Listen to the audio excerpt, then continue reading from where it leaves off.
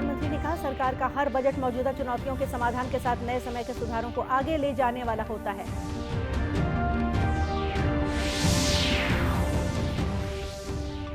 विश्वभूषण हरिचंदन ने छत्तीसगढ़ के राज्यपाल के रूप में शपथ ली। राजभवन में आयोजित हुआ कार्यक्रम।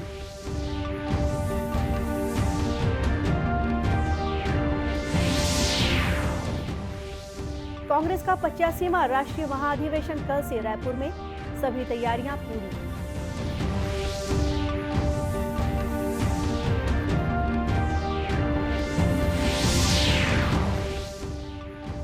और वर्मी कंपोस्ट के बाद महिलाएं गोबर से पेंट बनाकर बन रही हैं आत्मनिर्भर।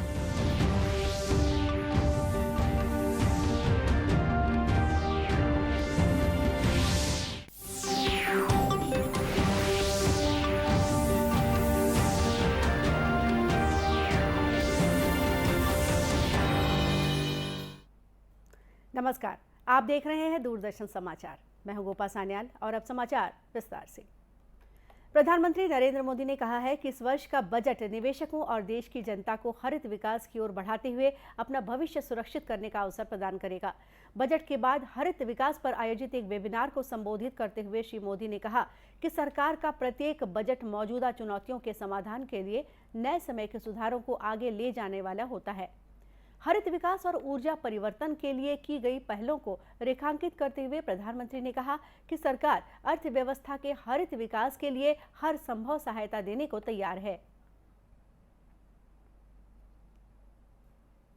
हमारी सरकार का हर बजट वर्तमान चुनौतियों के समाधान के साथ ही न्यू एज रिफॉर्म्स को आगे बढ़ाता रहा है। ग्रीन ग्रोथ और एनर्जी ट्रांजिशन के लिए भारत की रणनीति के 3 मुख्य स्तंभ रहे हैं। पहला, रिन्यूएबल एनर्जी का प्रोडक्शन बढ़ाना। दूसरा, अपनी अर्थव्यवस्था में फोसिल फ्यूल का इस्तेमाल कम करना। और तीसरा, देश के अंदर गैस बेस्ड इकोनॉमी के तरफ तेज गति से आगे बढ़ना। अपने संबोधन में उन्होंने कहा कि अक्षय ऊर्जा का उत्पादन बढ़ाना, पेट्रोल डीजल जैसे जीवाश्म ईंधन के उपयोग को कम करना और गैस आधारित अर्थव्यवस्था की ओर बढ़ना देश की प्राथमिकताओं के 3 प्रमुख स्तंभ हैं। छत्तीसगढ़ के नवनियुक्त राज्यपाल विश्वभूषण हरिचंदन ने आज राजभवन में छत्तीसगढ़ के राज्यपाल के रूप में शपथ ग्रहण की। छत्तीसगढ़ उच्च न्यायालय के मुख्य न्यायाधीश अरूप कुमार गोस्वामी ने आज उन्हें सुबह पद और गोपनीयता की शपथ दिलाई। इस अवसर पर मुख्यमंत्री भूपेश बघेल तथा पूर्व मुख्यमंत्री डॉक्टर रमन सिंह सहित अनेक वरिष्ठ अधिकारी उपस्थित थे। मुख्यमंत्री श्री बघेल ने पुष्प गुच्छ भेंट कर श्री हरिचंदन का अभिवादन किया और उन्हें शुभकामनाएं दी। मैं विश्वभूषण हरिचंदन ईश्वर की शपथ लेता हूँ कि मैं सदापूर्वक छत्तीसगढ़ के राज्यपाल के पद का कार्यपालन करूंगा तथा अपनी पूरी योग्यता से संविधान और विधि का परिरक्षण, संरक्षण तो प्रतिरक्षण करूंगा और मैं छत्तीसगढ़ की जनता की सेवा और कल्याण में निरत रहूंगा। इससे पहले कल राजभवन पहुंचने पर राजभवन सचिवालय के अधिकारियों और कर्मचारियों ने श्री हरिचंदन का स्वागत किया। 24 फरवरी से 26 फरवरी तक रायपुर में आयोजित होने वाले कांग्रेस के 85वें महाअधिवेशन की तैयारियां लगभग पूरी हो चुकी हैं। इस अधिवेशन में राज्य सरकार के कार्यों को भी दिखाया जाएगा। कांग्रेस के कई वरिष्ठ नेता अधिवेशन में भाग लेने के लिए रायपुर पहुंच चुके हैं। अधिवेशन को लेकर राजीव भवन में पिछले कई दिनों से बैठकों का सिलसिला जारी है, जिसमें पदाधिकारियों को अलग अलग जवाबदारियां दी गई हैं। कांग्रेस अध्यक्ष मल्लिकार्जुन खड़गे आज शाम रायपुर पहुंच रहे हैं, तो वहीं अगले 2 दिनों में सांसद राहुल गांधी और कांग्रेस की राष्ट्रीय महासचिव प्रियंका गांधी के भी सम्मेलन में पहुंचने की उम्मीद है। प्रदेश प्रभारी कुमारी सैलजा ने आयोजन से जुड़ी महत्वपूर्ण बैठकों में हिस्सा लेकर तैयारियों को अंतिम रूप दिया है। इस सम्मेलन में पूरे देश से लगभग 15,000 कांग्रेसी नेताओं के पहुंचने की उम्मीद है। सम्मेलन स्थल पर कांग्रेस के इतिहास से लेकर वर्तमान तक का चित्रण किया गया है। उम्मीद की जा रही है कि इस राष्ट्रीय अधिवेशन के माध्यम से कांग्रेस आने वाले चुनाव की तैयारियों पर ठोस रणनीति तैयार करेगी। कथित कोयले की अवैध लेवी से जुड़े मनी लॉन्ड्रिंग के मामले में ईडी ने अपनी कार्रवाई तेज करते हुए कल नवा रायपुर के इंद्रावती भवन और महानदी भवन में संचालित 4 विभागों के कार्यालयों में जाकर दस्तावेज जब्त किए हैं। ईडी की टीम सीआरपीएफ के जवानों की सुरक्षा में नवा रायपुर पहुंची। जिन विभागों के कार्यालयों में दबिश दी गई है उनमें इंद्रावती भवन में संचालित श्रम मंत्रालय और महानदी भवन के सिंचाई, जीएसटी और पर्यावरण विभाग के कार्यालय शामिल हैं। उल्लेखनीय है कि इससे पहले प्रवर्तन निदेशालय की टीम ने कांग्रेस के 7 नेताओं के घरों पर दबिश दी थी। माना जा रहा है कि वहां की जांच से मिले दस्तावेजों के आधार पर ही इन दफ्तरों पर कार्रवाई की गई है। इन दफ्तरों की जांच आज भी जारी रही। अधिकारियों ने दस्तावेजों के अलावा कार्यालयों के कंप्यूटरों की भी बारीकी से जांच की है। आपको बता दें कि इस कथित कोयला परिवर्तन घोटाले में आईएएस समीर विश्नोई, मुख्यमंत्री कार्यालय में उप सचिव रही सौम्या चौरसिया और कोयला कारोबारी सूर्यकांत तिवारी सहित 9 लोग इस समय जेल में हैं। दस्तावेजों के आधार पर ईडी की जांच का दायरा लगातार बढ़ता जा रहा है। उल्लेखनीय है कि जब ईडी की टीम श्रम विभाग पहुंची उस समय श्रम विभाग में वरिष्ठ अधिकारियों की एक बैठक भी चल रही थी।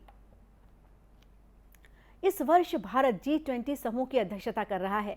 इसके तहत पूरे देश में विभिन्न सम्मेलनों का आयोजन किया जा रहा है।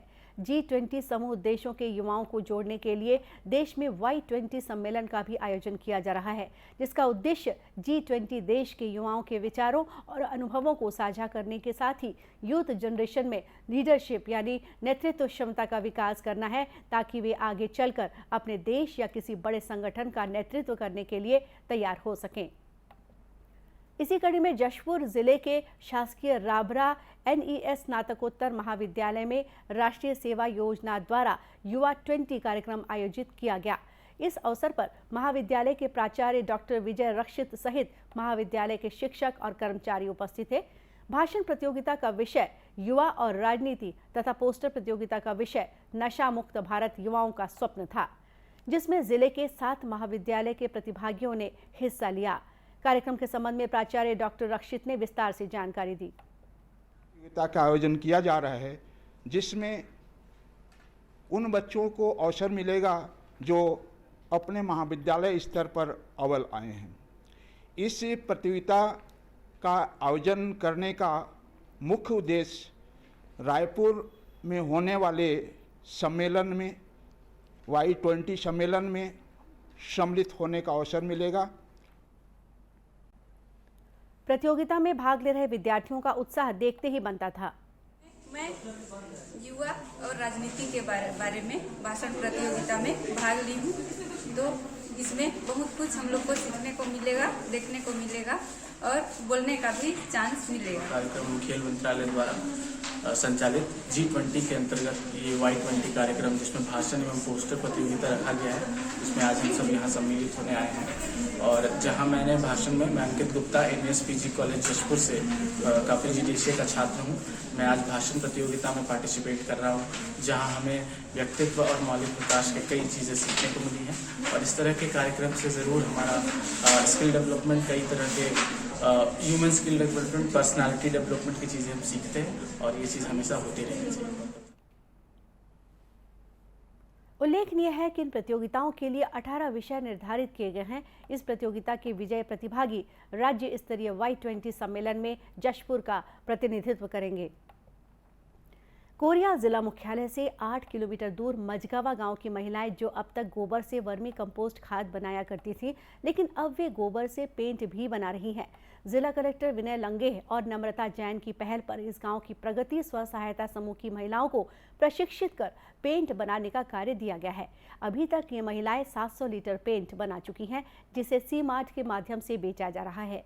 गोबर से पेंट बनाने की इस तकनीक के संबंध में जिला पंचायत सीईओ नम्रता जैन ने बताया कि महिलाओं को जयपुर में गोबर से पेंट बनाने का प्रशिक्षण दिलवाया गया है और अब वे अपने पेंट को राष्ट्रीय स्तर का बाजार उपलब्ध कराने के लिए खादी इंडिया से जोड़ रही हैं।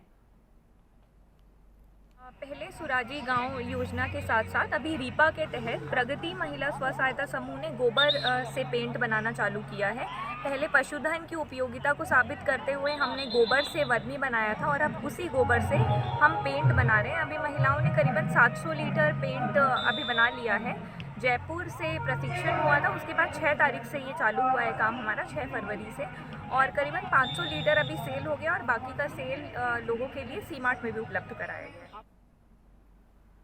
इस संबंध में कोरिया कलेक्टर विनय लंगेह ने कहा कि जिले के विभिन्न विभाग की मांग के अनुरूप महिला समूह द्वारा पेंट का उत्पादन किया जा रहा है और आने वाले समय में जिले के सभी शासकीय भवनों की पुताई गोबर पेंट से की जाएगी।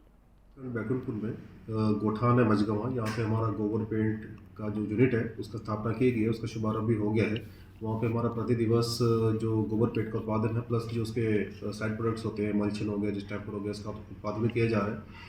इसके परिप्रेक्ष्य में हमने जो हमारे निर्माण एजेंसीज है जैसे RES है, PWD है, ग्राम पंचायत है, इनसे हमने डिमांड ले ली है और उसके डिमांड के अनुरूप ही जितना भी यहाँ पर उत्पादन हो रहा है उसकी पूर्ति वहाँ से की जाएगी और बहुत ही जल्द जो शासकीय बिल्डिंगें हैं वहाँ पे इस प्राकृतिक जो पेंट है इसका उपयोग किया जाएगा। इस पूरे प्रोजेक्ट में जो हमारा काम कर रहे हैं वो यहाँ के स्वयं सहायता समूह है और उनको निरंतर इसमें रोजगार भी मिल रहा है, उनकी आय में वृद्धि भी हो रही है और आने वाले समय में इसका अधिक से अधिक उपयोग हम सुनिश्चित करेंगे। उल्लेखनीय है कि पिछले दिनों मुख्यमंत्री भूपेश बघेल ने राज्य में शासकीय भवनों की पुताई के साथ ही ज्यादा से ज्यादा गोबर पेंट के इस्तेमाल के निर्देश दिए हैं, जिसे ध्यान में रखते हुए राज्य में स्व सहायता समूहों के माध्यम से कई जिलों में गोबर पेंट बनाने की यूनिट डाली जा रही है, जिससे महिलाओं को अच्छा रोजगार मिलेगा। और अब कुछ खबरें जिलों से।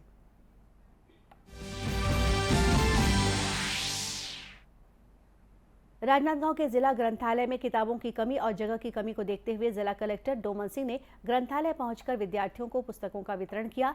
ये पुस्तकें IDBI बैंक के सहयोग से उपलब्ध कराई गई है। इस अवसर पर कलेक्टर डोमन सिंह ने कहा कि विद्यार्थियों को जिला पुस्तकालय में पढ़ने की पूरी सुविधा प्राप्त हो, इसके लिए जिला ग्रंथालय के प्रथम तल में 18 लाख रुपए की लागत से अतिरिक्त कमरे के लिए शासन से स्वीकृति ली गई है। उल्लेखनीय है कि रोजाना इस जिला पुस्तकालय में 200 से अधिक विद्यार्थी पढ़ने आते हैं।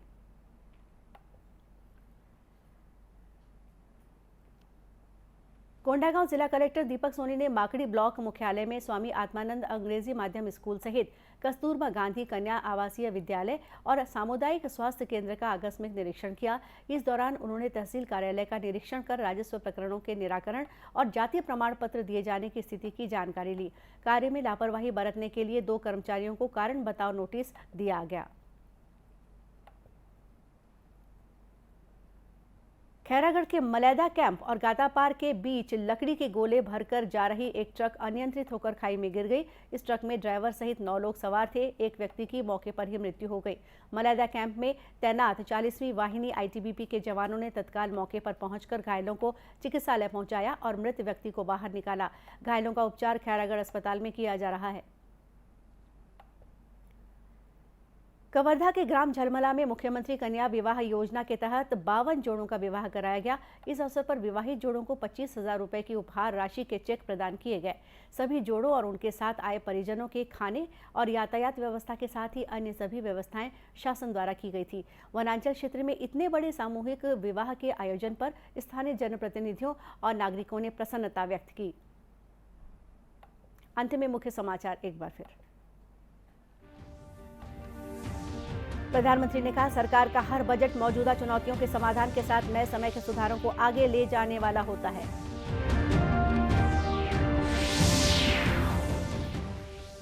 विश्वभूषण हरिचंदन ने छत्तीसगढ़ के राज्यपाल के रूप में शपथ ली। राजभवन में आयोजित हुआ कार्यक्रम।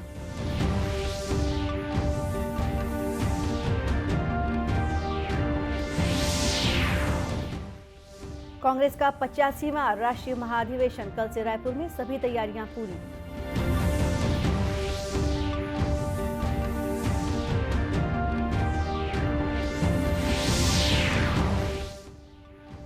और वर्मी कंपोस्ट के बाद महिलाएं गोबर से पेंट बनाकर बन रही हैं आत्मनिर्भर।